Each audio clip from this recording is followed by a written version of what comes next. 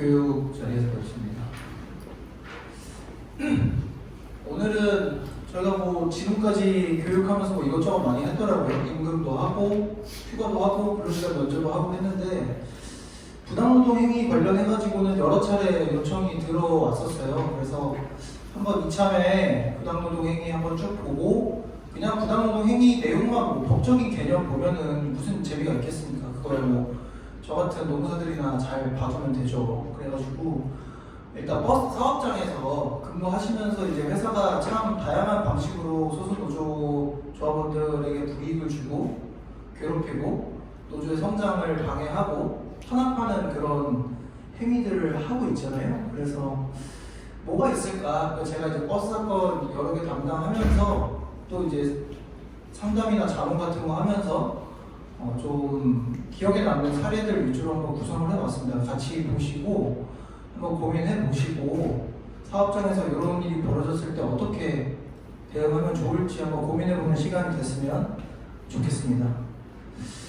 원래 1시부터 그때 요청을 주셔서 2시 반까지 1시간 반 정도 요청을 주셨는데 저는 이미 알고 있었죠. 우리의 시작이 아마 1시 반이 될 것이라는 것을. 네, 그래서 3시까지로 사전에 좀 요청을 드렸고 가능한가요? 저 3시까지 하는 거? 예, 그래서 오늘 3시까지 할 건데 중간에 내용이 조금 졸린 부분들이 있을 수 있어서 중간에 잠깐 한번 또 쉬어가는 시간 갖도록 하겠습니다. 오늘 차례는 이래요. 그냥 기초 개념 한번 볼 거고요. 그래서 실제로 이 개념들만 보면은 우리가 모르잖아요. 뭘 설명할 때 항상 예시가 있으면 좋으니까 실제로 부당노동 행위가 그러면 어떤 식으로 사례가 뭐가 있는지 사업장에서 그렇게 보고 그 다음에 그 사례에서 한층 더 들어가서 좀 버스 사업 중에 사업장이 고유한 그런 행위에 대해서 이게 부당노동 행위냐 아니냐 혹은 부당노동 행위로 보려면 그렇게 주장을 하려면 우리가 뭘 준비해야 하냐 이런 거 한번 보고 또 질의응답 시간도 갖고 그렇게 해보겠습니다. 먼저 개념부터 봐야죠. 부당노동 행위 개념 아십니까? 모르실 수 있어요? 네.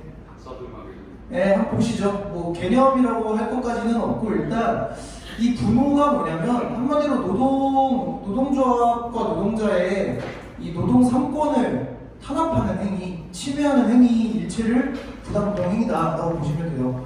헌법에 있잖아요. 우리 맨날 헌법 얘기 많이 하잖아요.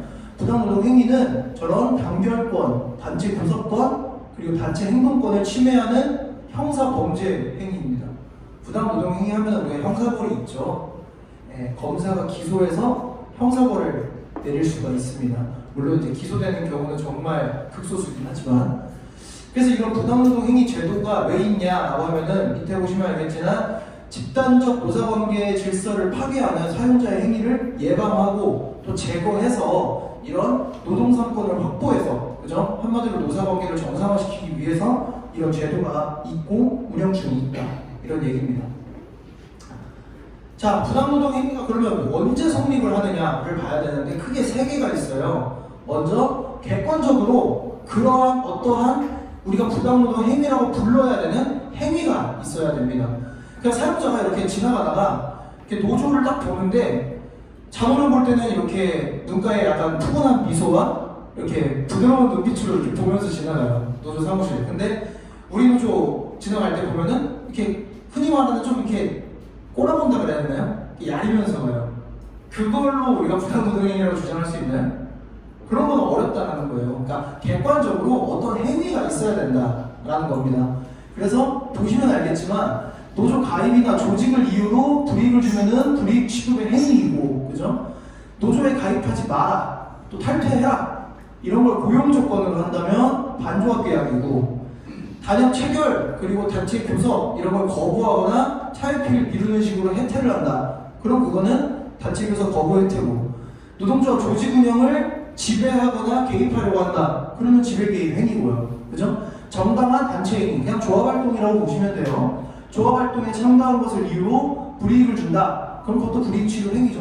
이런 행위가 있어야 된다라고 보시면 되겠습니다. 그 다음 두 번째는 의사가 있어야 돼요. 부당노동행위 의사. 닥터 말고 부당노동행위에 어떤 의도가 있어야 된다는 겁니다. 방금 전에 말했던 그런 행위들을 하는데 그냥 이 행위를 그냥 했어. 아, 나는 노조 관심 없고 노조는 어떻게 하겠다는 게 아니라 그냥 너가 이렇게 하고 다니는 게 볼성사 나와서 너를 괴롭힐 거야. 이런 거면 부당노동 행위의 의사라고 보기는 어려울 수 있어요. 물론 그것도 이제 부당노동 행위 의사라고 주장할 수 있겠지만, 구체적으로 어떤 내용이냐면 피해자의 노동조합 지위나 이런 활동 내용, 그리고 처분 사유와 내용, 그리고 처분의 시기, 그 종래에 그 사업장에서 관행이 어땠는지, 그리고 평소에 사용자의 언동이나 태도, 그 처분 당시에 그 노동조합과 사용자의 관계, 처분 후에 노조활동이 얼마나 쇠퇴됐는지, 이런 것들을 종합적으로 판단을 했을 때 어떤 행위가 이 노조를 탄압하기 위해서 사용자가 그러한 목적으로 했다라고 볼 수 있는 그런 객관적인 정황이나 의사가 있어야 된다는 거예요. 근데 이런 것들을 솔직히 말해서 의사가 뭡니까? 내 마음속에 어떤 생각인데, 그죠? 이거를 여기 판례를 보면 알겠지만 빨간색으로 노조랑 노동자한테 이거를 입증하라고 하고 있어요. 그러니까 내 의사를 입증하는 것도, 내가 널 사랑해, 어떤 여자한테 그렇게 말했습니다. 근데 이걸 증명해봐 이랬는데 이거 뭐 어떻게 증명해, 그죠? 솔직히 내 마음을 내가 증명하는 것도 쉽지가 않은데 남의 마음을 증명하라는 거예요. 그게 참 답답한 일이죠. 그러니까 이게 증명이 어려우니까 어떻게 얘기를 하고 있냐면, 객관적인 사실들, 요 위에서 얘기했던 이런 것들을 종합해서 아, 얘들은 노동조합에 대해서 부당 노동행위를 할 의사가 있었구나 정도만 추정이 되면은 인정을 해주겠다라는 거예요. 근데 이제 이것도 사실 어느 정도 주관적인 판단의 영역이라 잘 인정이 안 되기는 하죠. 근데 어쨌든 이런 의사가 있어야 된다라고 얘기를 하고 있다는 점을 보고 넘어가 볼게요. 자, 이런 문제도 있을 수 있어요. 분명 이 새끼 부당노동행위 의사가 있는 것 같아, 사용자한테. 근데 얘들이 이제 노동조합 조합원한테 징계를 줬는데 그 징계 이유는 어떤 징계 사유를 들어서 징계를 한 거예요. 그러니까 이런 경우가 현실적으로는 대부분이겠죠. 사용자가 바보가 아닌 이상 아무런 이유 없이 트집 잡아서 징계를 한다기보다는 뭔가 하나 잘못되거나 책 잡힐 일이 있으면 그걸 갖고 이거 갖고 징계를 하는 식의 그런 행위들이 더 많이 있겠죠, 현실적으로. 근데 그 경우에도 징계 사유가 있고 부당노동행위 의사도 있어 보여. 근데 종래에는 이걸 어떻게 봤냐면, 징계 사유가 있기 때문에 설령 부당노동행위 의사가 있다고 하더라도 이 징계 자체가 부당하지는 않다, 이런 식으로 그냥 판단을 해버렸어요. 좀 부당하잖아요, 사실. 그래서 그거에 대해서 조금 더 발전된 내용으로 나온 게 뭐냐면, 밑에 보시면 알겠지만 징계 사유가 인정이 돼도 그 양정이 부당하거나 절차가 단체협약 위반한다는 등의 사정이 있으면 부당노동행위 의사를 입증할 수 있다라고 봐요. 그래서 실제 판례가 뭐라고 나왔냐면 이런 거죠. 어떤 사람이 징계 사유, 예를 들어 버스로 합시다. 버스를 했는데 꼬리물기를 했대요. 그래서 징계 사유가 됐어. 근데 보통 이거에 대해서는 자모련이나 이런 애들이 하면은 뭐 경고, 아니면 뭐 심할서 쓰게 하거나 인사팀장이랑 배차팀장이랑 면담하거나 요 정도 하고 끝났어. 근데 민주노조 조합원이 그걸 했다고 갑자기 정직을 때려. 이게 다르잖아요. 똑같이 꼬리물기 들어왔는데 우리는 정직을 받고 자모련은 그냥 면담 한번 하고 치료를 한번 듣고 집에 간다는 거죠. 그러니까 이런 식으로 징계나 이런 것들이 누가 봐도 이거는 노동조합 소속이 여기라고 해서 징계를 더 세게 때린다, 양정을 더 세게 준다, 이러면 이게 불이익치급제는 부당노동행위가 된다, 그렇게 볼 수 있다라는 얘기입니다. 종전까지는 그렇게 안 봤어요. 종전까지는 그냥 부당노동행위까지 될지는 모르겠다. 근데 지금 사업장 보니까 지금까지 양정을 그렇게 세게 안 해왔네, 이건 부당한 징계네, 이 정도 판정을 하고, 하지만 징계 사유가 있기 때문에 부당노동행위라고 볼 수는 없다, 이딴 식으로 판단을 했는데, 지금은 양정이 세니까 부당 징계고, 보통은 이런 징계를 안 때리는데 민주노조 조합원이라고 때렸네, 이거 부당노동행위일 수 있다, 이런 식으로 판단을 하고 있다는 겁니다. 이해되시죠? 네. 자, 그리고 부당노동행위 주체는 이것도 좀 열받긴 하는데 사용자에만 한정이 됩니다. 그래서 우리는 교대노조가 아무리 허짓거리를 해도 이걸 부당노동행위로 문제 삼기는 좀 어려워요. 물론 교대노조의 행위의 뒷배에 사용자가 있다, 사용자가 이거를 사주했다, 교사했다, 이런 확실한 증거가 있으면 그 교대노조의 행위도 사용자의 지배개입 행위라고 우리가 부당노동 행위를 주장할 수 있겠지만, 그렇지가 않고 그냥 교대 노조가 사용자의 권력을 들여고 호가호위 하면서 사업장 안에서 전행을 일삼는 것, 이것까지 우리가 부당노동 행위로 얘기할 수는 없다는 겁니다. 자, 사용자의 행위에 대해서만 적용이 된다, 이렇게 보시면 되겠고, 근데 문제는 뭐냐면 이 사용자라고 하면 누굽니까? 그냥 버스 그 대표이사인가요? 뭐 조장군만 이런 대표이사들만 사용자인가요? 어떻게 생각하세요? 사무실 직원 뭐 지회장님보다 한 20살 어린 그 대리만 이런 애들도 사용자예요, 여러분? 그 애기들인데 아무도 모르잖아요. 그 신사무주의 사용자예요? 사용자의 그 뭐를 끈앞풀이겠죠, 끈앞풀. 사용자라고까지 보기는 어려워요. 그래서 요즘은 좀 구체적으로 사용자 범위에 대해서 어떻게 얘기를 하고 있냐면, 중간 관리자도 이런 근로자에 관한 사항에 대해서 사업주를 위하여 행동하는 사용자에 해당할 수 있다라고 보고는 있어요. 근데 그냥 일괄되게 다 인사팀이면 사용자다 이런 게 아니라 구체적으로 이 사람이 업무상의 권한과 책임과 이런 범위가 어느 정도가 되는지를 봐서, 이 사람은 실질적으로 우리 버스 노동자들, 승무직 노동자들의 어떤 근로조건이나 인사 처우에 대해서 실질적인 권한을 행사할 수 있다. 예를 들면은 뭐 보직 해임도 시킬 수가 있고, 뭐 인사위원회를 개최해서 판단을 할 수도 있고, 뭐 그런 것들이 있다, 그런 힘이 있다. 그러면 일종의 사용자로 본다는 거예요. 사용자로 보면 뭡니까? 그 사람이 반조합 행위를 했을 때는 부당노동 행위로 우리가 문제 삼을 수 있다는 거죠. 그러니까 보통 한 인사팀 팀장급 정도 되면은 부당노동 행위자가 될 수도 있어요. 일괄적으로 다 되는 건 아니지만. 그리고 뭐 상무나 이런 애들 있잖아요. 전무, 상무. 이쯤도 이제는 부당노동 행위를 하면은 실제로 형사처벌로 우리가 나아갈 수가 있어요. 그러니까 대표이사만, 형식적으로 대표이사만 걸고 가는 게 아니라 대표이사를 안 걸어도 그 행위를 한 그 인간만 콕 찍어서 부당노동 행위로 들어갈 수, 고발을 할 수도 있다는 거예요. 무슨 말인지 아시겠죠? 그러니까 물론 남용하면 안 되겠지만, 사업장에 있는 뭐 전무나 상무나 이런 애들이 너무 혼자서 까불어. 막 완전 전횡을 일삼으면서 지 마음대로 해. 그러면 얘를 잡아서 이 행위들을 좀 모아서 얘만 딱 특정해서 이제 부당노동 행위로 노동청에 고소를 때려버릴 수가 있다는 거예요. 그럼 어쨌든 조사를 나가겠죠. 사용자를 다 걸고 들어가는 게 아니기 때문에 그 상무 개인이 받는 압박감은 좀 커질 수 있어요. 그러니까 반조합 행위나 탄압 행위에 약간은 제동을 걸 수도 있는 거예요. 뭐 그런 경우들이 실제로 좀 있긴 합니다. 예. 또 뭐가 있을까요? 또 문화방송의 보도국장. 자, 보도국장이잖아요. 그 대표이사 사장 아니에요. 근데도 보도국장이 이런 식으로 취재 등 지시를 하고 실질적으로 노조를 탄압하는 행위를 하고 권한이 있으니까 부당노동 행위라고 하는 거죠. 또 직접 사용자 아니어도 지배 결정할 수 있는 위치에 있으면 지배개입의 분홍. 이거는 뭐 유명한 현대중공업 판결이 있어요. 예. 또 현대중공업 사내 하청 근로자, 그러니까 한마디로 자회사인 거죠. 밴드. 그 밴드에 대해서도 현대중공업이 실제로 부당노동 행위에 구제명령을 해야 된다, 뭐 이런 거죠. 판매현대, 삼성전자서비스주 한번 쭉 읽어보시면 돼요. 한마디로 다 뭐냐면은 실제로 내가 근로계약을 체결한 사용자가 아니라고 해도 그 밑에 원청과 하청 관계로 있는 저 밑에 자회사 노동자들에 대해서 노동조합 활동하는 걸 혐오해서 뭔가를 했다. 그러면 부당노동 행위를 원청까지 책임을 문다. 뭐 이런 얘기로 보시면 되겠습니다. 예. 근데 이제 버스 같은 경우에는 좀 아쉬운 게 그거죠. 특히 이제 서울이나 경기같이 준공영 하고 있는 데는 분명히 이게 사업조합이랑 우리가 얘기를 하고 있는데 자꾸 서울시가 딴지를 건단 말이에요.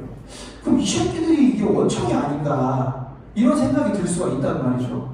근데 이제 그거에 대해서 인천에서 이미 한번 싸웠었던 그 내용이 있는데, 그거를 이제 그 지자체의 어떤 사무로 보지 이거를 원청 사용자의 실질까지 인정하지는 않더라고요. 그래서 아직 법적으로는 좀 그 부분에 있어서는 한계가 있습니다. 그렇다고 뭐 안 할 건 아니고 뭐 계속 싸워야겠죠. 계속 싸워야 되는 부분이긴 합니다. 근데 아직까지 지자체를 어떤 원청으로 보지는 않는다. 버스 노동자들을 원청으로 보지는 않고 있다는 점. 자, 이제 요건까지 봤으니까 유형 한번 빠르게 보겠습니다. 유형은 아까 다 말씀드렸죠? 4개 있어요. 불이익 취급, 반조합 계약, 단체 교섭 거부 혜택, 지배개입 4개 있습니다. 이렇게 1, 2, 3, 4번으로 있다. 그리고 부당노동행위는 반드시 근절되어야 할 범죄 행위다. 한마디로 부당노동 행위하는 버스 사용자들 다 범죄자예요. 예. 우리가 떳떳한 겁니다.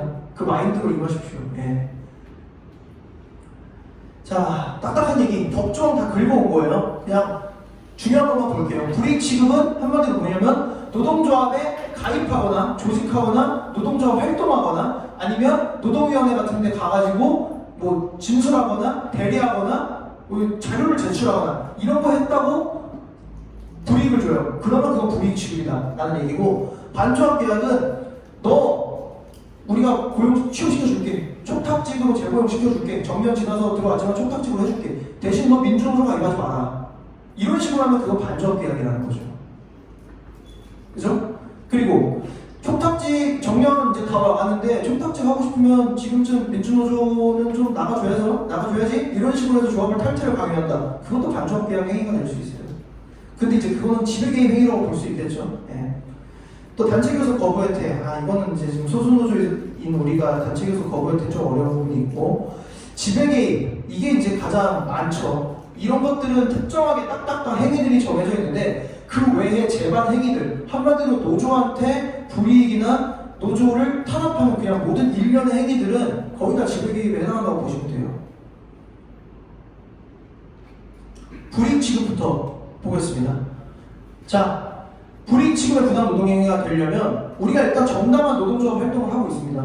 가입 시도, 신규 설립 추진, 그리고 기타 노조 업무를 위한 어떤 정당한 행위들, 뭐 공문도 보내고, 뭐 계약상의 운영위도 열고, 총회도 열고, 그죠? 중식에 선전전도 하고, 뭐 이런 거 하는데, 또 정당한 단체 행위 참가, 뭐 집회 같은 거 있으면 하고, 연대 방문 있으면 하고, 이런 것들 하고, 노동위원회 조합원들의 징계나 아니면 뭐 부당 노동 행위에 대해서 우리 입증 자료를 제출하고, 진술서 써가지고 내고 이러는데, 그걸 갖고 불이익 처분을 합니다. 불이익 처분은 뭐 다 아시겠죠? 이런 해고 등의 경제적 인사상 불이익도 대표적이긴 하지만 정신적으로 괴롭히는 거야. 직장 내 괴롭힘 같은 것처럼 괴롭혀. 밥 먹으러 가는데 왕따 시키고 가고, 그죠? 아는 척하지 말라고, 친하게 지내지 말라고, 그런 것들이 있잖아요. 많잖아요. 그런 정신적 불이익, 또 생활상 및 조합활동의 불이익. 뭐 옛날에는 이런 것도 있었어요. 현대 같은 경우인데 3급 과장이 넘어가면은 조합에서 탈퇴를 해야 돼요. 현대는 사무직. 근데 조합 활동을 열심히 하는 대리가 있으니까 얘를 그냥 과장으로 승진을 시켜버린 거예요. 그럼 어떻게 돼요? 규약상 탈퇴가 돼버리잖아요. 근데 이 대리는 자기는 이제 노동조합에 한번 열심히 해보고 싶은 거야. 그래서 니들 왜 날 승진시키냐? 니들이 뭔데 날 승진시키냐? 이러면서, 근데 승진을 한 거는 명백하게 인사상 불이익은 아니잖아요. 승진했으니까 연봉도 오를 테니까 경제상 불이익도 아니야. 그러니까 이거를 어떻게 했냐면, 이거는 내가 조합 활동을 하는데 조합 활동상의 불이익이다, 이렇게 얘기를 해서 주장을 받았어요. 인정을 받은 거예요. 좀 신기한 거죠. 그죠? 머리를 잘 썼어요. 제가 보기엔 대리인이. 변호사가 머리를 잘 쓴 것 같은데, 아무튼 조합 활동을 하는 데 있어서도 불이익을 주면 그것도 불이익 취급을 부당 노동 행위로 본다는 겁니다. 그리고 정당한 노조 활동을 처분 이유로 삼아야 된다. 근데 바보가 아닌 이상 사용자들이 너는 이런 노조 활동을 했으니까 너는 불이익을 받아야 돼, 이렇게 얘기하는 사용자는 없어요. 설령 그렇게 얘기를 하더라도 분명히 그렇게 얘기합니다. 이거는 우리가 이게 정당한 조합 활동인지 몰랐다, 정당한 조합 활동이면 우리 그렇게 안 했을 거다, 그런 식으로 주장을 할 거란 말이에요. 이럴 때는 아까 그래서 제가 뭐라 그랬어요? 어떤 징계나 불이익의 이유가 있어도 이게 부당 노동 행위랑 의사가 있으면 이 두 개가 경합을 하는데, 그죠? 양정이 너무 세거나 평소와는 다른 불이익을 주거나 이러면 부당 노동 행위 인정할 수 있다고 그랬잖아요. 그런 식으로 얘기를 해야 되는 거예요. 판례인데 저 위에 나와있죠? 조합원 자격이 없는 직급으로 승진시켜서 더 이상 조합 활동을 할 수 없겠다. 이거 부당 노동 행위라는 거예요. 98년에 나온 판례인데 신기하죠? 그리고 이거 밑에는 뭐냐면, 자, 조합원이 있고 비조합원이 있는데 상여금을 지급하는 인사고과를 비조합원을 더 높게 했어요. 그리고 상여금을 조합원들한테 적게 준 거야. 그래서 이제 조합원들이 열받았겠죠. 왜 이거 적게 주냐? 이거 노조 소속이라고 적게 주는 거다 라고 해서 들어왔는데, 거기서 이제 뭐라 그랬냐면, 양 집단, 조합원 집단이랑 비조합원 집단으로 나눠서 통계적으로 분석을 해봤을 때 평균 얼마 정도가 차이가 나는 유의미한 격차가 있으면 이거는 한마디로 뭐다? 조합에 대한 차별행위고 불이익 처분 행위다 이렇게 본 거예요. 이거를 대량 관찰 방식이라고 부르는데 말 그대로 많은 수의 사람들을 두고 통계적으로 봐가지고 경향성을 보는 거예요. 아, 사용자가 노조한테 좀 더 불이익을 주는 경향이 있구나. 그런 게 입증이 되면 말씀드린 것처럼 객관적인 어떤 부당 노동행위 의사가 추정되는 그런 어떤 사례를 본다. 이렇게 이해를 하시면 되겠습니다. 네. 자, 반조합 계약. 반조합 계약은 아까 말씀드렸죠? 너 탈퇴 안 하거나 너 들어가서 거기 가입하지 않는 조건으로 우리가 너를 취업시켜줄게. 요거 반조합 계약인데 예외가 있죠. 예외는 3분의 2 이상이면은 유니온숍이다 이거예요. 근데 과방노조 잔호련이 3분의 2 넘는 사업장이 대부분이잖아요. 그죠? 유니온숍이 있나요? 버스는 다 유니온숍 들어오면은 근데 유니온숍인데 들어와서 민주노조에 가입해도 돼요. 그건 상관없는데 그거 아시죠? 그러니까 노동조합에만 가입하면 되는 거지 꼭 잔호련에 가입해야 되는 건 아니에요. 아 근데 이제 보통은 현실적으로는 다 잔호련에 가입을 하겠죠. 처음에는. 그리고 이제 탈퇴를 하겠죠. 제가 보기에는 우리는 그 들어간 지 얼마 안 되는 사람들을 좀 적극적으로 조직을 해야 돼요. 전별금 쌓이기 전에. 그 전별금이 사람을 묶잖아요. 그러니까 전별금 쌓이기 전에 빨리 빼놔야 된다. 저는 뭐 그렇게 생각을 합니다. 예. 그래서 이제 뭐 이렇게 있습니다. 뭐 가구 오토텍이나 반조합 계약은 무조건 무효다 이렇게 보시는 거고. 단체 교섭 거부 혜택은 뭐 아시죠? 교섭 자체를 거부하거나 정당한 이유 없이 교섭이나 협약 체결을 거부하는 거예요. 그 밑에를 보고 이런 걸로 판단을 하는 겁니다. 구체적인 상황에 따라 판단을 하는 거예요. 교섭 횟수, 교섭 시간, 자료를 제출했는지 여부, 수정 제안을 했는지 여부, 그 수정안의 내용이 어떤지, 교섭 태도가 어떤지, 뭐 다리 꼬고 뒤로 이렇게 쭉 펴고 앉아가지고 아 말씀해보세요. 그래서 담배나 뻑뻑 피고 그러면 불성실한 거죠. 네. 뭐 사례는 이렇게 있는데 뭐 단체 교섭은 뭐 넘어가고 지배 개입은 지배랑 개입 뜻 보실게요. 지배는 사용자한테 종속시키거나 사용자 의도대로 꼭두각시 만들겠다는 게 지배고 개입은 노동조합이 어떤 결정을 하는데 노동조합은 자율적이고 민주적이고 의사결정을 하는 곳인데 사용자가 자기 입맛대로 의사결정을 하도록 개입해서 영향력을 행사하려는 게 개입입니다. 이런 지배 개입의 행위는 다양한 사례로 나타나는데 한번 보실까요? 먼저 노조 조직이나 활동에 대한 지배 개입으로 노조 결성을 비난하고 노조 결성을 포기하도록 설득하거나 회유하거나 협박하거나 또 가입이나 탈퇴, 특정 노조에 대한 가입이나 탈퇴를 요구하거나 압박하거나 이런 것들. 그래서 대법원 판례가 있죠. 이런 말을 해요. 사장이 아침 조회 시간에 준비운동하고 딱 서 있는데 성질상 태어나지 말아야 할 노조가 탄생을 했다. 민주노조가 탄생을 했다는 거죠. 그러면서 전 직원으로부터 사표를 받고 공개 채용으로 다시 충원하는 일이 없도록 잘 해라. 한마디로 니들 싹 다 잘라버리고 다 새로 뽑기 전에 노조 같은 거 하지 말고 열심히 회사에 복무해라. 이런 식의 얘기를 한 거예요. 회사 사장이라는 인간이. 이거는 뭐 그냥 빼박 부노죠. 그죠? 지배 개입이니까. 또 노조 결성하고 전임자 출퇴근에 대해서 이의가 없다가 노조 전임자가 3교대 조합원 등을 만나려고 외교 등을 하고 점차 현장 조합원들이랑 접점을 넓혀가니까 어떻게 해요? 야, 네 정해진 시간에 출퇴근해야지. 사무실로 들어와. 3교대 노조를 만나러 가. 들어와. 이러는 거예요. 그것도 지배개입이라는 거죠. 또 뭐 있습니까?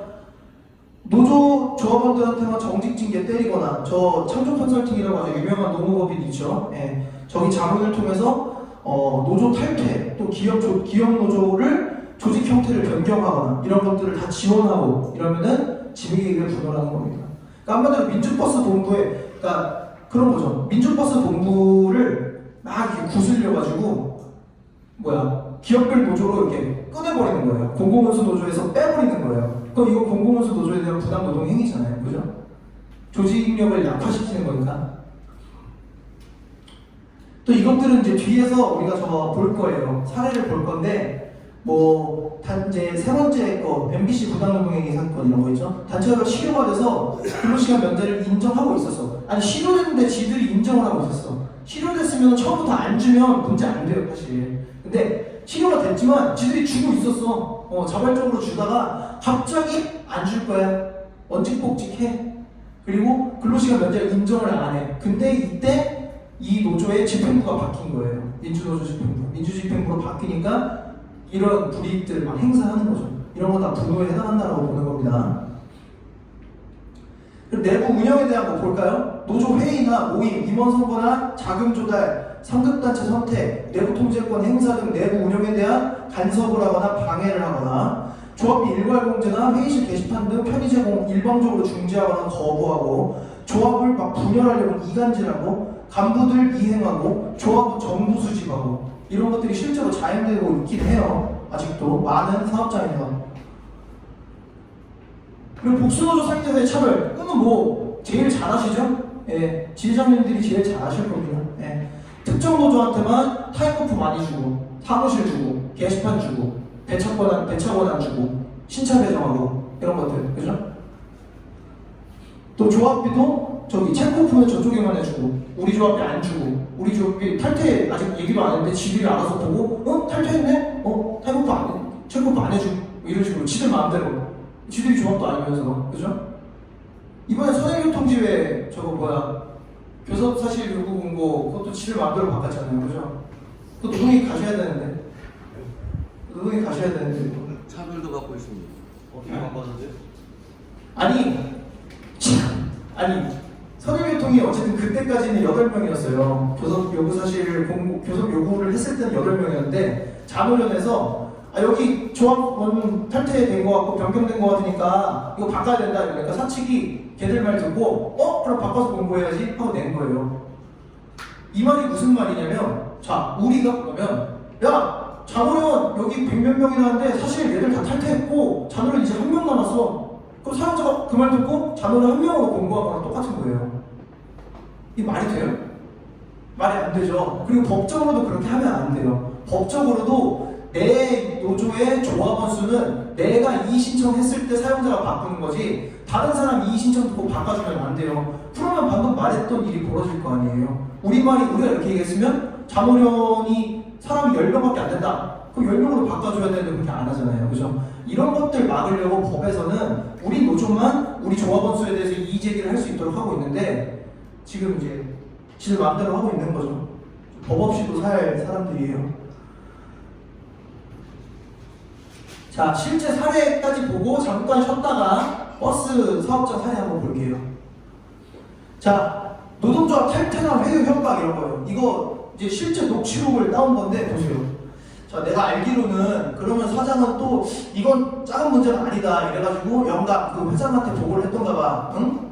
그러니까 영감이 하는 얘기가 어떤 결론을 냈느냐 하면 시무식에서 공포를 했겠지.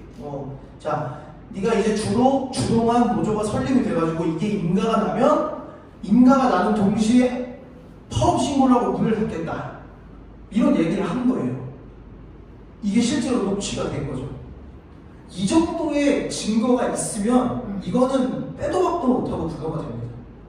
그러니까 이런 식으로 항상 제가 이제 뒤에도 말하겠지만 항상 녹취를 해라. 뭐든 간에.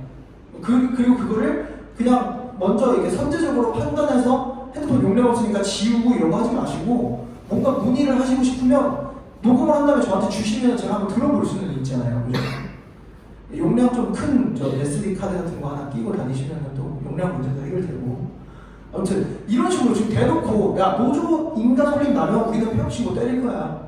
이거는 뭡니까? 노조 만들지 말라고 협박하는 거잖아요. 그죠? 명백한 그죠? 부당노동 행위입니다. 자, 이거는 그 발레오 만도라는 회사 아시죠?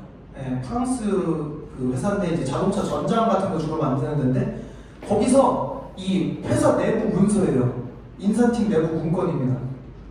자, 제목부터 장난 아니죠. 조합 탈퇴를 위한 관리자들이 해야 할 활동에 대한 세부 사항을 회사가 이 업무 지시서 공문 형식으로 만들어가지고 뿌린 거예요. 중간 관리자들한테. 주인, 대리, 과장, 팀장 이런 사람들한테 자, 이 내용 보시고 이거 숙지해서 앞으로 이렇게 행동하세요. 이거가 조합 탈퇴를 위한 거예요. 그리고 빨간데 친 거 보세요. 자, 조합원들이 노조가 아닌 회사에 의존하여야 직장 생활이 보장되고 자신이 발전할 수 있다는 인식을 가지도록 유도해라. 전략적인 대면 활동, 바로 지금 술자리 전략적인 대면 활동이라고 하고 있는 것도 웃기죠. 조합원의 노동조합 몰입도를 약화시켜서 자연스럽게 조합을 탈퇴하도록 유도해라. 이거를 내부 문건으로 이렇게 공식 문서로 회사 문서로 만들어서 지금 찍어서 나가는 거예요. 이거 뭐 그냥 빼도 박도 못하죠. 무조건 부당 노동행위죠. 그죠? 자, 그래서 녹취를 하라는 겁니다. 왜냐면 우리가 솔직히 말해서 아니 지금 맨날 이렇게 막 오죽 두탁 막 오후 세탁 막 이렇게 돌고 퇴근하면 피곤해가지고 밥 먹고 집에 가서 자기 바쁜데 언제 그 배차 사무실 들어가서 다들 퇴근해서 문 잠그고 캐비넷 다 잠그고 컴퓨터 끄고 갔는데 그 혼자 이렇게 막 도둑고양이처럼 뒤져서 자료를 빼낼 수는 없잖아요 우리가. 그죠? 현실적으로 어렵잖아요. 근데 어쨌든 무슨 일이 있으면은 버스는 아직 이게 시스템적으로 문서나 공문이나 이런 것보다는 아직도 그냥 이렇게 불러서 옛날처럼 말로 하고 이런 경우들이 많잖아요. 그러니까 이게 자료 확보가 어렵다는 단점은 있지만 말 그대로 구두로 정말 많은 것들이 이루어지기 때문에 우리가 녹취만 잘하면은 실제로 훨씬 더 좋은 자료를 만들 가능성도 있다는 거예요. 예. 뭐 그리고 뭐 부당 노동이야 뭐 한 10개 들어가서 한 개만 인정돼도 되는 거니까. 그죠? 자, 이런 은밀한 대화 상황이라고 제가 표현을 하겠습니다. 이게 은밀한 대화 상황이에요. 매우 은밀하게 이루어지잖아요. 그죠? 그래서 체증이 매우 중요합니다.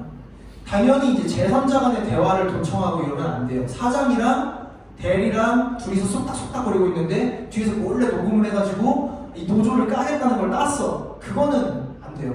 그거는 이제 자기들끼리 얘기하고 있는 거니까. 이제 거기에서 이제 그런 건 할 수 있죠. 얘기를 다 들은 다음에 뒤에다가 한마디 붙이는 거예요. 당신들 뭐라 그랬어? 이러면서. 그러면 나도 참여한 대화가 되잖아요. 그죠? 지금 방금 그렇게 얘기한 거 뭐야? 이러면서 이렇게 당신들 지금 노조 어떻게 한다고 그러지 않았어? 이렇게 얘기하면 그것도 이제 그건 내가 참여한 대화가 되는 거죠. 그죠? 그런 식으로 이제 어쨌든 제3자의 대화는 녹음하면은 통신비밀보호법으로 위반이 되는데 이게 되게 조심하셔야 되는 게 이 통신비밀보호법이 형량이 셉니다. 이게 집행유예가 없어요. 유죄 판단이 나오면 무조건 실형이에요. 빡세죠? 예, 빡셉니다. 그래서 항상 조심하셔야 돼요. 자, 그리고 이렇게 체증한 녹취 내용을 불특정 다수인한테 유포. 예를 들어 뭐 우리 밴드 민주노조 밴드에 올리거나 아니면은 뭐 어디 막 게시판에 올리거나 이러면 문제가 될 수 있어요. 근데 이거를 부당징계나 분업 구제 신청을 위해서 노동부, 노동위원회, 법원 등의 증거 자료로 제출을 하는 경우에는 이거는 불특정 다수인에게 유포한 게 아니기 때문에 명예훼손이나 이런 문제가 없습니다. 그러니까 항상 그런 걱정들 하실 거예요. 그러니까 자료 자체가 불법이 아니에요. 제3자 간의 대화가 아니라 내가 참여한 대화로 녹취야. 그리고 진술서야. 내가 직접 요청해서 받았어. 활용하라고 이제 동의까지 받았어. 근데 이런 거를 내가 노동위에 제출하면 이거 좀 법 위반 소지가 있는 거 아닌가? 이런 고민들 많이 하실 건데 아니라는 거죠. 네, 아니에요. 노동위원회는 낼 수 있어요. 자기가 적법하게 취합하고 수집한 증거 자료면 노동이나 법원에 내는 데는 아무런 문제가 없습니다. 잘 알아두셔야 돼요. 이런 것도 있습니다. 이거 실제로 있었던 일만 제가 다 적어놓은 거예요. 보세요. 이게 진짜 악질이죠. 집으로 전화하고 편지. 가족은 건드리지 마라 이런 얘기 있잖아요. 그죠? 이 새끼들 막 가족도 건드려요. 진짜 악질 같은 데는. 집으로 전화 편지 등으로 가족한테 회유. 지금 바깥 사람이 회사에서 이런 걸 하고 있는데 이거 되겠느냐? 자식이 지금 이제 고등학교 이제 들어가야 되는 거 아니냐? 좀 돈도 많이 들 텐데 집에서 좀 저 와이프가 좀 잘 타이어서 그런 거 좀 못하게 해라. 다른 사람 나쁜 사람들이랑 어울리지 말게 좀 해라. 이런 식으로 얘기를 한다는 거예요. 또 직접 방문하는 경우도 있어요. 그리고 우리 회사 들어갈 때 보통 신원보증인 하나 해서 들어가잖아요. 그죠? 이제 뭐 내가 회사에서 어떤 범죄 행위나 뭐 이런 걸 이래갖고 회사에 손실을 끼쳤을 때 그거 이제 보증하는 사람이잖아요. 신원보증인. 그 사람한테 이제 연락해가지고 야 우리 이거 손배 때릴 거고 이거 손배 때리면은 이 사람이 이거 다 못 갚으면 당신이 보증으로 덤태기 쓴다. 당신 인생도 조지는 거다. 그러니까 이거 빨리 저 해라. 이 사람 말려라. 이런 식으로 한다는 거죠. 또 부선행 이건 이제 봤죠? 왕따 시키는 거. 조합원에 대해서 연장근무 동의서를 수령해요. 연장근무 하기 싫은데 강제로 동의를 막 요구하는 거예요. 그리고 이거 안 하면 너는 연장 근로를 거부한 행위야. 그래서 이거 정당한 지시고 우리 정상적인 사업 운영에 필요한 정당한 지시인데 거부했어. 업무 지시 부기에 징계를 때린다는 거죠. 또 감시하고 미행하고 인식 아니고 인신입니다. 인신공격, 또 개인적인 욕설 같은 거 하고 이런 것들이 다 부당노동 행위에 해당한다는 거죠. 노동자 설립 또는 가입 관련한 게 이런 게 있었고, 자 이번엔 활동이랑 운영에 관련된 이것도 반려만도예요. 보세요. 이제 영어도 써 이제 이것들. 아까 그 관리자들한테 조합 탈퇴를 위해서 관리자들이 어떻게 활동을 해야 되는지 세부 방안 보여줬죠. 그 내용 쭉 이어지는 건데 뭐냐면 보세요. 관리자와 함께 조합원들 사이에서 여론을 주도하고 회사의 입장을 전파할 수 있는 키맨을 선정하는 한마디로 뿌락치를 심어라. 이 뿌락치를 선정해서 적극적으로 조합 탈퇴 여론을 조성을 해야 된다. 그 뿌락치가 안에서 두분기를 치게 회사가 적극적으로 지원을 해라. 이렇게 얘기를 하는 거죠. 그러니까 조합원 중에 조합 활동에 미온적이고 현 조합 활동에 비판적이며 과거 조합 간부 등을 여기만 리더십을 갖춘 키맨을 선정해서 회사의 입장을 적극적으로 대변하는 뿌락치로 활용을 해라. 이런 식으로까지 얘기를 한다는 거죠. 이거는 많이 보셨어요. 이거 삼성이에요. 삼성 맨날 뭐 무노조 사업장, 우리는 근무 여건이 좋고 노동자들을 생각해서 무노조로도 충분히 노사가 상생을 하고 이익을 창출하고 한다 막 이러지만 사실 안으로는 사내 건전 인력 확보 유지라 그래서 노조를 계속 만들려고 하는 싹을 짓밟고 계속 내부적으로 탄압들을 해왔다는 거죠. 전문적이에요. 방호 인력, 여론 주도 인력, 노조활동 대응 인력들도 이렇게 나눠서 구체적으로 이렇게 역할과 선발 규모, 확보 방법, 유지 방안, 그리고 유의 상황, 인센티브를 제공한다. 이런 거죠. 건전 인력 명단은 철저히 보안 유지. 지들도 이게 뒤가 구린 행위라는 걸 아니까, 그죠? 보안 유지를 하라고 하죠. 이런 식으로 다양한 방식으로 은밀하게 노조에 대한 탄압은 이루어지고 있다라는 겁니다. 노조 비방, 그죠? 조회나 종례 시간 이런 아까 보셨죠? 성질상 탄생하지 말아야 할 노조가 우리 사업장에 생겨났다. 전 직원들 사직서 받고 다시 시작, 리셋하기 전에 알아서들 처신해라. 이런 식의 비방 행위 이런 것들이 있거나 있지도 않은 사실 갖고 막 우리를 헐뜯고, 그죠? 폄훼하고 이런 내용들 나올 수 있어요. 그런 거 우리가 즉각적으로 반발을 해야 됩니다. 대자보를 붙일 수도 있고요. 아니면은 중식 선전제 유인물 배포할 수도 있고요. 사업장 안에서 집회할 수도 있죠. 사업장 안에서의 집회는 신고하지 않아도 할 수 있으니까요. 그죠? 그런 것들 하면서 사장이 말한 거는 다 시발건 거짓말이다. 사실은 이렇다. 실체적 진실은 이러이러하다. 우리 노조의 요구는 이러이런 거고 이게 이래이래서 정당하다. 이런 식으로 입장 발표를 할 수 있는 거고요. 그죠? 가만히 있으면은 이런 식의 악의적인 비방에 당할 수도 있다는 겁니다. 요거는 이제 그냥 쭉 내용인데 한번 보시면 되고, 요 맨 밑에 것만 한번 볼까요? 이런 거를 비난하거나 노동자가 인정하지 않겠다고 발언하거나 사고 등의 반조합적 기사를 기재하거나, 그죠? 또 산별노조로의 전환 등 조직 형태 변경에 대해서 이 산별노조의 단점만을 집중적으로 부각시키거나 산별노조 전환하면 이런 폐해가 있다라고 강조하고 비난하고 이런 것들 다 부당노동 행위에 해당한다는 거죠. 서약서, 경위서 작성 강요. 그래 서약서나 경위서 같은 거 필요하면은 진구할 수도 있죠. 근데 이런 것들이 그냥 그런 수법을 넘어서서 서약서 진구의 동기, 시기, 방법, 과정 등을 종합해서 봤을 때 얘들이 그냥 이걸 한 거는 서약서 제출을 요구한 거는 노동조합의 단결을 해치고 활동을 방해하는 행위다. 그러니까 서약서, 경위서라고 해서 뭔가 얘들 서약서나 경위서 같은 거 받는 거 사용자니까 일어난 사건에 대해서 노동자가 이러한 잘못들이 있고 경위가 있으니까 진구할 수 있는 거 아니야? 이거 응해야 되나? 이렇게 생각하실 수도 있는데 구체적으로 방금 말씀드린 것처럼 원인과 시기와 방법과 이런 것들을 다 봤을 때 이게 명백하게 조합을 탄압하는 행위다라고 하면은 그거는 부당노동 행위로 다퉈볼 수 있다는 겁니다. 근데 그게 이제 방금 말씀드린 것처럼 그냥 내 느낌이나 주관적인 의지나 느낌이 아니라 좀 객관적으로 드러날 수 있는 그런 것들 있잖아요. 그러니까 녹취가 아주 중요한 거예요. 네. 사소한 잘못 하나하나에 대해서 경위서 쓰라고 하면은 그것도 이제 부당노동의 의사를 입증할 수 있는 거예요. 똑같이 잘못했는데 나만 경위서 써요. 이런 것들 있잖아요. 똑같이 잘못했는데 나만 경위서 써요. 그럼 그냥 거기서 쓸 게 아니라 왜 나만 쓰냐, 왜 나만 써야 되냐 얘기를 하라는 거죠. 가서 구두로 녹음기 켜놓고 야 얘는 안 쓰는데 왜 나만 써? 왜 나만 쓰래? 나 지금 나 몇 번 썼어? 어? 지금 나보다 경위서 많이 쓰는 사람 있어? 뭐 이런 식으로 그죠? 이것도 좀 중요하죠. CCTV 버스에 다 CCTV 설치돼 있잖아요, 그죠? 그러니까 버스에 CCTV 설치돼 있는 거 사실 좀 어쩔 수 없는 거긴 해요. 왜냐면 이게 일반 시민들이 타는 거니까, 그죠? 공공장소란 말이에요. 그래서 이거를 버스 노동자가 동의를 하지 않았다고 해서 이걸 CCTV를 설치하지 못한다? 그것까지는 아닐 수 있어요. 근데 문제는 뭐냐면 사업장 안에, 버스 차고지 안에, 뭐 배차실 안에, 컨테이너 안에, 아니면 뭐 가스 충전소 쪽에 막 이런 데 있잖아요.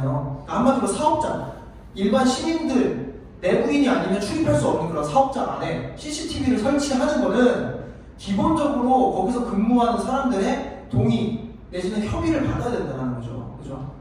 노사협의회에도 그런 CCTV 사업장 안에 설치하는 거는 협의를 거치도록 되어 있어요. 그죠? 그리고 그 CCTV에 촬영된 내 모습을 활용하는 거는 내 동의가 필요해요. 그죠? 여기까지는 아실 거예요. 자, 근데 문제는 이런 겁니다. 버스 안에 뭐 다른 것까지는 뭐 오케이야. 근데 사업장에 설치하는데 이거를 이용해서 징계 사유가 될 만한 자료를 만든다는 거예요. 자, 우리가 CCTV를 달 수 있는 뭐 그 근거가 뭘까요? 이거 알아두시면 좋아요. CCTV를 뭐 동의를 받기 전에 이 CCTV를 이런 데다가 설치를 할 수 있는 근거가 뭘까요? 자, 화재나 사고 같은 거 예방하기 위해서, 그죠? 또 범죄 예방하기 위해서, 그죠? 그리고 사고가 발생했을 때 또는 범죄가 발생했을 때 그 구체적인 그 당시의 상황과 원인 같은 거를 파악하기 위해서 조사나 뭐 형사조사나 이런 게 필요할 거 아닙니까? 그죠? 그리고 또 법 위반 사실이 있는지 이런 것들 체크하기 위해서 그런 정보들, 그럴 때 쓰려고 CCTV를 설치할 수 있어요. 근데 그런 상황이 아니면 일상적으로는 그 영상을 내 동의 없이는 내가 촬영된 장면을 쓸 수가 없다는 거예요. 내 동의가 있어야지 내가 촬영된 장면을 쓸 수가 있다는 건데, 보세요. 자, 사고가 난 것도 아니야, 무슨 화재가 벌어진 것도 아니야, 무슨 법 위반이 있었던 것도 아니야. 근데 얘들이 일상적으로 내가 담겨있는, 내가 운전하고 있는 모습을 쭉 보면서 이걸 갖고 징계 사유를 찾으려고 하는 거예요. 이거는 잘못됐다는 거죠. 삭제는 핑계됩니다. 민원인 들어와서 확인한다고. 그것도 이제 얘기해 드릴 거예요. 그 뒤쪽에. 자, 보겠습니다. 자, 먼저 이렇게 있으면 우리는 이런 걸 할 수 있어요. 자, 사용자한테 야, 열람하지 마, 정정, 삭제, 처리 중지를 요구할 수가 있습니다. 왜냐면 개인정보보호법상 내가 담겨있는 그 영상은 개인정보로서 내가 주체예요. 정보 주체. 그러니까 이런 것들 요구할 수 있고, 여기에 대해서 정당한 이유가 없이 이걸 거부한다 라고 하면은 형사처벌이 가능해요. 형사처벌이 가능합니다. 경찰에다가 신고하면 되는 거예요. 이 새끼들이 내 동의 없이 내 개인정보를 갖다 썼다, 이런 식으로. 근데 아까 말한 것처럼 민원인의 제보가 있어서 뭐 어쩔 수 없었다 이렇게 얘기 나오겠죠. 그거 좀 볼 겁니다. 또 뭐 할 수 있냐, 안전행정부 개인정보 침해 신고센터에다가 법위반 조사 요구할 수 있어요. 저 안전행정부가 우리 고용노동부가 노동법 위반하면 경찰 행세하는 것처럼 개인정보보호법에서는 안전행정부가 그 경찰 역할을 해요. 자, CCTV가 영상만 있는 게 아니라 예를 들어서 음성까지 녹음이 되는 CCTV에서 녹음 기능까지 썼다. 이거는 검찰에 고소가 가능해요. 이거 음성권 침해거든요. 네. 자, 넘어가서 자, 여기를 보시면 되는데, 자, 사측의 CCTV 설치 자체를 받지 못하더라도 사측이 근로자 감시, 징계 그리고 수집 등 CCTV 수집 자료를 설치 목적 외로 이용하면 위법이다. 따라서 사측이 평소 근로자의 행태를 감시하다든가 실시간으로 징계 수집을 취합하고 있다고 불만한 정황 자료를 수집하고 추후에 이거에 대해서 CCTV 열람에 관한 로그 기록 제출을 요구할 수 있어요. 이거 법적으로 사측이 언제 CCTV를 열어봤는지 이것들이 다 기록을 하고 이게 남겨놔야 돼요. 그러니까 아까 말씀하신 것처럼 민원이 들어와가지고 봤다라고 했는데 예를 들어서 6월 5일날 민원이 들어왔다. 근데 CCTV 열람 기록을 봤더니 이 새끼들이 5월 1일부터 계속 보고 있는 거야. 5월 1일부터 6월 5일까지 매일 접속해서 매일 CCTV를 확인하고 있다. 그럼 이건 사측 주장이 말이 안 되는 거죠. 그죠? 아니 민원 신고가 들어왔으면 그 신고 들어온 날을 봐야지. 5월 1일부터 계속 보고 있었고 그렇게 해가지고 징계를 때린 거잖아요. 그러면은 이거는 감시 내지는 특집 잡으려고 지금 CCTV를 활용하고 있다라는 증거가 되는 겁니다. 그죠? 그래서 CCTV 열람에 관한 로그 기록 이거는 의무적으로 기록에 남기게 하고 있기 때문에 자 실제로 버스 내에 있는 CCTV 영상 자료를 징계 목적으로 수집해서 징계 사유로 삼은 사건이 있었고 이게 징계 사유가 부당하다는 중앙노동위원회 판정이 있었는데요. 한번 보실게요. 자, 여객자동차 운수사법 제27조의 제1항에 의해서 설치된 CCTV는 교통사고의 상황 파악, 범죄 수사랑 공소제기 이유 및 유지, 법원의 재판 업무 수행 등을 위해서 필요한 경우 외에는 영상 기록을 이용하거나 다른 자한테 제공할 수 없다. 교통사고가 났거나 범죄가 발생을 했거나 법원이 재판 업무 수행을 위해서 이걸 봐야 되는 경우 말고는 이 영상을 다른 사람한테 제공하거나 사용자 임의로 이용할 수 없다는 거예요. 자, 근데 여객자동차 운수사업법 제27조의 3 제5항에서 이 영상 기록의 이용 제공은 개인정보보호법에 따르도록 하고 있고 개인정보보호법에서는 개인정보 주체인 버스 노동자들의 동의 없이는 쓸 수 없다. 그죠? 그렇게 얘기를 하고 있어요. 근데 뭐라고 하냐면 여기서도 사측이 뭐라고 그랬냐면 야 우리는 이거를 왜 봤냐면 민원 제기도 있었고 도로교통법 제56조에서 이 버스 운전하는 사람들이 그 버스 신호를 위반하지 않고 도로에 있는 그런 교통법을 준수하는지를 우리가 본 거다. 그걸 준수하지 않으면 안 되기 때문에 그걸 우리는 봐야 되기 때문에 CCTV를 활용한 거다. 이렇게 얘기를 했어요. 거기서 뭐라고 했냐면 자 개인정보보호법에서 이렇게 법률에 특별한 규정이 있거나 법령상 의무를 준수하기 위해서 불가피한 경우에 그 수집 목적 범위에서 이용할 수 있도록 한다. 동의가 없어도. 근데 그 수집 목적에 근로자에 대한 징계는 그 목적에 포함이 안 된다는 겁니다. 그죠? 목적은 뭐예요? 교통사고 상황 파악, 범죄 수사, 공소제기, 법원 재판 업무 수행 등 이런 거지 근로자 징계는 그 목적이 아니라는 거예요. 두 번째로 도로교통법 제56조에 따라서 고용주가 운전자에게 도로교통법을 준수하도록 감독할 의무가 고용자에게 부여된 의무이지 이게 정보를 개인적으로 수집하고 이용을 구체적으로 요구하거나 허용하고 있는 특별한 법률 규정이라고 할 수도 없고 그게 불가피한 경우에도 해당하지 않는다. 도로교통법에서 니들이 의무를 하라고 했지 그 의무를 지키는 수단으로서 개인정보 그렇게 함부로 이용할 수 있는 거 아니다. 이렇게 얘기를 했어요. 그래서 CCTV 영상 기록을 이용할 적법한 근거가 없음에도 이를 조사해서 근로자를 징계했기 때문에 이건 징계 사유 자체가 위법하다. 그래서 양정이랑 절차는 따질 것도 없이 징계가 부당하다. 정직 1, 2월인가 그랬거든요. 뭐 아무튼 그렇게 때렸습니다. 그러니까 또 볼까요? 이거는 뭐냐면 CCTV를 동의 없이 근로자들 동의 없이 설치를 했어요. 사업장에 한 51개인가를 설치를 했어요. 여기저기에다가 뭐 부지가 컸나 보죠? 근데 거기다가 그 가서 검은색 비닐봉다리를 다 씌운 거예요. 이걸로 왜 우리 감시하냐고 검은색 비닐봉다리를 다 씌운 건데 그 검은색 비닐봉다리를 씌운 것도 뭐다? 거기에 대해서 이제 사용자가 업무방해죄로 고소를 한 거예요. 근데 거기에 대해서 비닐봉다리 씌울 수 있다. 개인정보 주체들인데 동의도 없이 그걸 찍어서 사용자가 그렇게 활용하고 있으니 그걸 방어하기 위해서 이렇게 비닐봉다리 씌운 거는 정당한 행위다. 이렇게 본 판례입니다. 근데 이제 무조건 다 정당하다는 건 아니고 구체적인 사정을 봤을 때 그런 것들 있잖아요. 카메라인데 그냥 일반적으로 이런 벽이나 이런 데 이렇게 뭐 담도 없는 사람 없는지 침입 외부에서 침입 없는지 이런 거를 하는 게 아니라 말 그대로 사업장 안에서 안에서 이 사람들이 근무하고 있고 평소에 왔다 갔다 하고 어떤 행동하는지 다 볼 수 있는 그런 데 설치된 CCTV들 있잖아요. 그거에 대해서 이렇게 씌워놓은 거는 정당한 행위다. 그리고 이렇게 얼굴까지 식별되는 그런 개인정보들을 볼 수 있는 그런 영상 자료들을 방지하기 위해서 이렇게 씌운 거는 정당하다. 그렇게 본 판례입니다. 이게. 그리고 원칙적으로는 노사협의회에서 협의해야 되는 사항이다. 그죠? 이걸 협의하지 않고 일방적으로 설치한 것 자체도 이제 그것만으로 위법하다고 볼 수는 없겠지만 이제 이런 CCTV에 대해서 이렇게 노동자가 나름대로 저항하는 거에 대해서 판단 자료, 참작할 사정으로 쓰이겠죠. 그죠? 동의를 전혀 받지 않고 일방적으로 했네. 이러면서. 자, 이것도 한번 볼까요? 이런 게 좀 중요해요. 자, 원고가 CCTV를 검색하는 횟수. 이게 아까 말했던 그 로그, 열람 기록을 통해서 알 수 있는 건데, 자, 횟수가 첨가인 HGA로, 그러니까 민주노조로 조직 형태를 변경하기 전에는 7개월 동안 11번에 걸쳐서 80분 이 CCTV를 봤대요. 민주노조 전에는. 근데 민주노조가 되니까 6개월 동안 26회에 걸쳐서 756분을 본 거예요. 9배가 늘었죠. 민주노조 되니까 CCTV로 감시하는 시간이 9배가 된 거예요. 그렇게 되니까 뭡니까?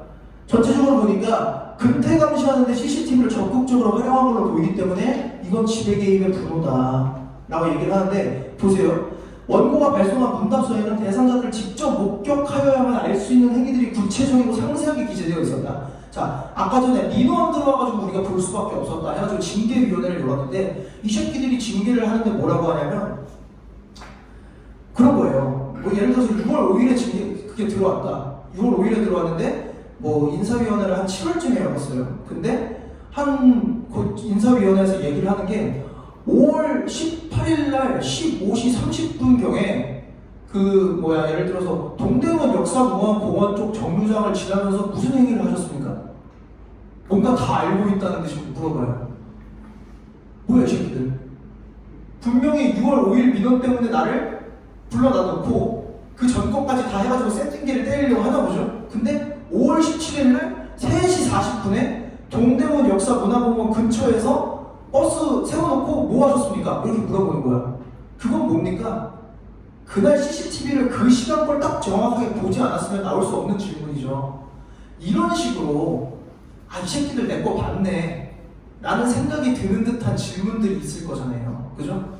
그런 질문들이 뭐다? 다 위법한 개인정보 수집 이용 행위라는 거예요. 그러니까 위법한 징계 사유라는 거죠. 그죠? 그러니까 그렇게 기재되어 있기 때문에 행위가 발생한 시간을 분단위까지 정확하게 기재를 했다. 이 말인즉슨 뭐다? CCTV를 활용한 게 분명하다. 그죠? 그리고 두 번째로 또 이렇게 이 핑계가 똑같죠? 자, 신고가 접수됐어요. 작업량이 현저히 감소했어요. 그래서 사실관계를 확인하려고 CCTV를 봤다고 주장을 해요. 근데 자, 아까 말했죠? 민주노조 전에는 80분 봤는데 민주노조 이후에는 756분 봤죠? CCTV를 검색한 시간이 유의미하게 증가했다. 우리도 열람 요구 기록을 떼가지고 보면은 그 징계, 방금 얘기했던 민원이 6월 5일인데 그 6월 5일 시점과 그 이전 시점을 보는 거예요. 그 이후 시점도 보는 거예요. 열람 요구를 얼마나 했는지. 그럼 민원 때만 이게 늘겠죠. 민원 때만 그 민원 사항을 확인해야 되니까 CCTV를 받겠죠. 근데 그게 아니라 그 앞뒤로도 똑같이 많거나 그 뒤로도 갑자기 빡 줄거나 그러면은 이제 이게 사용자가 거짓말을 한다 안 한다가 드러나겠죠. 그죠? 그때 6월 5일만 시간이 막 길어. 그리고 그 앞뒤로는 적어. 그러면 사용자 말이 맞겠죠. 우리는 평소에 안 보는데 민원 들어가서 본 거다. 근데 그게 아니라 똑같이 막 계속 많이 보고 있어. 그러면 그건 사용자 말이 주장이 말이 안 되는 거죠. 왜냐면 그 전에도 많이 보고 그 후에도 많이 보고 민원 신고랑 상관없이 계속 그 버스를 보고 있었다는 거잖아요. 그죠? 또 그런 것도 가능해요. 버스마다 CCTV가 있잖아요. 그러면 분명히 잔호련 조합원들이 타는 버스가 있을 거고 민주노조 조합원들이 타는 버스가 있을 거 아닙니까? 근데 잔호련 버스의 CCTV는 로그인을 안 해. 그리고 짧게 봐. 근데 민주노조 버스는 로그인도 많이 하고 계속 켜놔. 이것도 뭡니까? 계속 보고 있다는 거예요. 민주노조 조합원 버스를. 그러니까 그런 식으로 여러 방식으로 우리가 응용이 가능해요. 문답서를 발송한 대상자들, 그러니까 한마디로 CCTV를 보고도 그때 뭐 했어? 라는 문답서를 발송한 대상자들이 극히 일부 근로자를 제외하면 모두 민주노조 조합원이다. 이런 것들 보면은 결국에는 이게 부당노동 행위다. CCTV를 본 게. 그래서 맨 밑에 비조합원이나 다수노조 조합원의 승차 버스와 소수노조 조합원 버스 CCTV 로그 기록 조회를 통해서 표적 감시를 하고 있는지 또는 징계 근거로 활용하기 위해서 이런 자료들을 확보하고 있다는 정황을 우리가 입증을 할 수가 있다는 거죠. 그러면 이건 부당노동행위 또 부당징계라고 주장을 해볼 수가 있다. 뭐 이런 얘기입니다. 복수노조 상황 악용하는 거야. 다 아시죠? 예. 잔호련 밀어주고 우리 탄압하고 잔호련을 앞자리로 세워서 인사 노무 관리 부서로 활용하면서 그죠? 우리 괴롭히는 그런 것들입니다. 아까 처음에 얘기했던 거 개별 조합원에서 신분상 불이익, 경제상 불이익, 뭐 인사상 불이익, 조합활동상 불이익, 정신상 불이익 뭐 이런 거 있는데 그거 사례만 간단히 볼게요. 신분상 불이익은 뭡니까? 자, 출전능력 때리고 해고해요. 그리고 설립이 좌절되니까 회사 방침에 순응하는 사람들만 재고용했다. 이거는 뭐 노동조합 설립이 실질적인 해고 사유로서 분노죠. 또 회사 간부의 평소 노동조합에 대한 태도나 언도, 이것도 판결에 이런 내용이 나왔다는 건 뭐냐면 녹취가 잘 돼 있었다는 얘기예요. 이거는 이 사람들이 법원의 판사들이 이 회사 간부의 평소 노조에 대한 태도와 언동을 어떻게 알겠어요? 녹취가 있으니까 알 수 있는 거예요. 그러니까 판결문에 담기는 거고요. 이런 것들이 있어서 또 다른 조합도 노조에 가입하자마자 정부 조치됐다. 노조에 가입하자마자 갑자기 내 버스가 옛날 연식차가 되어버렸다. 이런 것들 있잖아요. 그런 것들 다 분노의 입증 자료가 될 수 있다는 겁니다. 경제적으로는 뭐가 있어요? 연장근로 거부. 조합원들한테만 연장근로 거부 안 해. 너 못해? 나 안 지켜줄 거야. 이런 것들. 또 노조 조끼 입었다고 사업장 출입을 저지해서 노무 수령을 거부해. 지금 뭐 서울시에서 뭐 조끼 입는 걸로 뭐라고 한다면서요? 그죠? 그것도 문제가 될 수 있는 거예요. 조끼 입고 운전하는 게 뭐 대민 무슨 피해를 줘 뭐 아니면 뭐 이 버스는 타면 사고 날 것 같아 뭐 이런 두려움을 줘. 뭐 버스 그거 입는다고 뭐 사람들이 안 타고 뭐 이런 것도 아니잖아요. 그죠? 정상적인 사업 운영이나 버스 운행에 전혀 영향을 미치는 것도 아니고, 그리고 원래 버스 운전하면서 뭐 이것저것 자기 그냥 개인적인 물품 넣으려고 조끼를 많이 입잖아요, 기사분들. 그래가지고 하는데 더 웃긴 건 자기가 직접 사비로 산 거나 회사가 주는 거는 괜찮은데 노조 조끼만 안 된대. 노조 조끼도 내 돈 주고 산 건데, 그죠? 그러니까 말이 안 되는 거예요. 사실 그런 것들 다 일종의 다 모든 게 다 부당노동 행위라고 볼 수가 있는 겁니다. 그런 것들도. 지들이 그러면 서울시에서 조끼 사주든가, 그죠? 지들이 사줄 것도 아니면서 내 돈 주고 사서 입는 조끼를 뭐라고? 정신적 불이익, 그죠? 괴롭히고 막 생활 근거지를 떠나게 되는 거, 이런 것들도 큰 불이익이 되는 겁니다. 자기 익숙한 동네, 가족, 친구, 어떤 사회적인 기반에서 떠나서 전혀 낯선 타지를 보내버리고 이런 것들, 그죠? 버스는 이제 그런 경우가 많지는 않지만 차고지가 여러 군데 있는 경우들은 차고지를 갑자기 바꿔버린다든가 이런 것들이 좀 문제가 될 수 있겠죠. 조합활동상 불이익은 아까 보셨으니까 넘어가고, 표적감사, 그죠? 감사는 그 자체는 업무상 부당행위를 적발하고 지적하는 거기 때문에 정당한 인사권이라고 볼 수 있겠지만 그거 역시 구체적인 사실관계를 봐야 돼요. 주체가 누구냐? 주체가 막 사용자예요. 주체가 막 인사팀에 막 누구야? 노조 맨날 그 노조 괴롭히는 그 노조 담당 일진 인사팀장이 막 감사를 한대. 내용도 얼토당토 아는 걸로 해. 방법도 지 마음대로 해. 막 불러가지고 막 지금 오전에 나 근무 오전 시프트인데 아침에 오래. 그렇다고 막 바꿔줄 수도 않나 버스를.